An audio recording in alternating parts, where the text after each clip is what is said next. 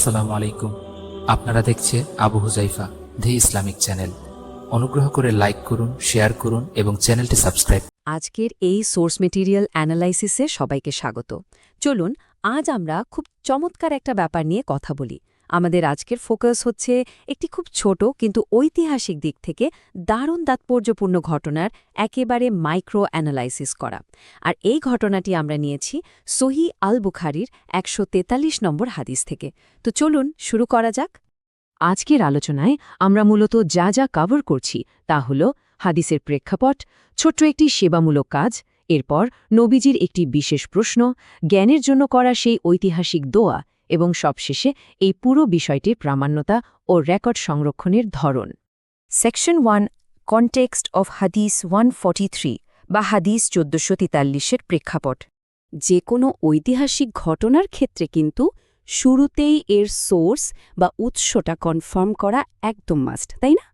স্ক্রিনে hadithbd.com থেকে নেয়া একটি সোর্স দেখতে পাচ্ছি আমরা, যেখানে স্পষ্টভাবে উল্লেখ করা আছে যে এটি সহিহ আল বুখারী থেকে সংগৃহীত আর এর প্রকাশক হচ্ছে তৌহিদ পাবলিকেশনস।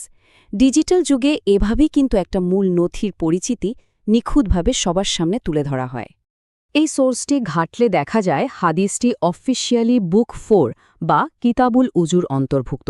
আরও স্পেসিফিকভাবে বললে এটি 4/10 নম্বর পরিচ্ছেদের অধীনে রয়েছে। আর চ্যাপ্টারের শিরোনামটা খেয়াল করেছেন? পায়খানার নিকট পানি রাখা। এই চমৎকার ক্যাটেগরাইজেশনটা দেখলে আসলে অবাক হতে হয় যে শত শত বছর আগেও তথ্য সংগ্রহণের পদ্ধতি কতটা সুসংগঠিত ছিল। এবার দেখুন, এই সোর্সটি কিন্তু আমাদের সংরক্ষণের ভাষাগত গভীরতাও খুব দারুণভাবে দেখিয়ে দিচ্ছে। মূল আরবি টেক্সট দিয়ে শুরু হয়েছে সবকিছু। এই অরিজিনাল টেক্সট বা স্ক্রিপ্টের মাধ্যমে কিন্তু ঘটনাটি এতগুলো বছর ধরে একদম অবিকৃত অবস্থায় সংরক্ষিত রয়েছে। ব্যাপারটা সত্যিই ফ্যাসিনেটিং। আর ঠিক এর নিচেই মূল ভাষার পাশাপাশি সোর্স মেটেরিয়ালে এর চমৎকার একটি বাংলা অনুবাদও দেওয়া আছে।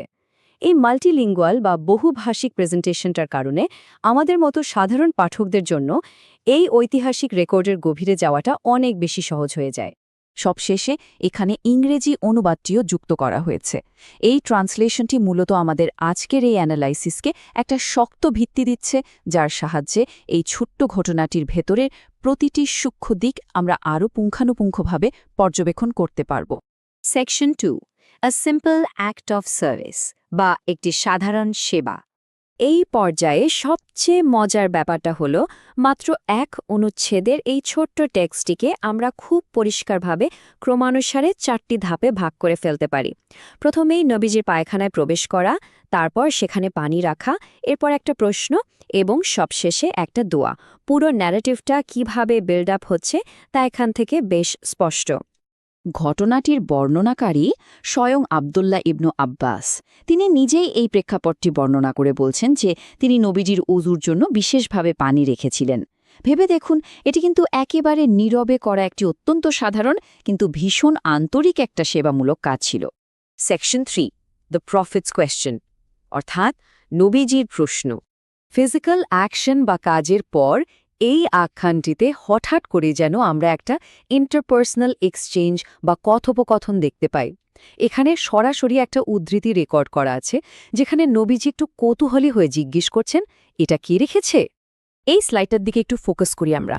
এখানে মূলত একটি সাইলেন্ট অ্যাকশন থেকে ভোকাল ইনকোয়ারি মানে নীরব একটা সেবামূলক কাজ থেকে সেই কাজের স্বরূপ স্বীকৃতির দিকে যাওয়ার যে ট্রানজিশনটা, সেটা হাইলাইট করা হয়েছে। ইবনু আব্বাস নীরবে পানি রেখেছিলেন, আর সেই পানিটা আবিষ্কার করার পর নবীজি জানতে চাইলেন কাজটা কে করেছে। আর এভাবেই কিন্তু বর্ণনাকারীর আইডেন্টিটি বা পরিচয়টা সামনে চলে আসে। Section 4, the prayer for knowledge, অর্থাৎ জ্ঞানের জন্য দোয়া। এবার আমরা এই বর্ণনার একদম কেন্দ্রবিন্দুতে চলে এসেছি। যখন নাবিজিকে জানানো হলো যে ইবনু আব্বাস এই কাজটা করেছেন, তখন এর রেসপন্সে তিনি অত্যন্ত সুনির্দিষ্ট এবং গভীর একটি দোয়া করেন। তিনি বলেন, হে আল্লাহ, তুমি তাকে দ্বীনের জ্ঞান দান করো। এটা সত্যিই দারুণ একটা ব্যাপার। জাস্ট চিন্তা করে দেখুন, স্রেফ উযুর জন্য পানি রাখার মতো একটা দৈনন্দিন ও সাধারণ কাজ কিভাবে শেষ পর্যন্ত একটা বিশাল ঐতিহাসিক দোয়ায় পরিণত হলো। এমন একটা দোয়া যা একজনকে পরবর্তীতে ইসলামের অনেক বড় একজন আলেম বা স্কলার হওয়ার পথে নিয়ে যায়।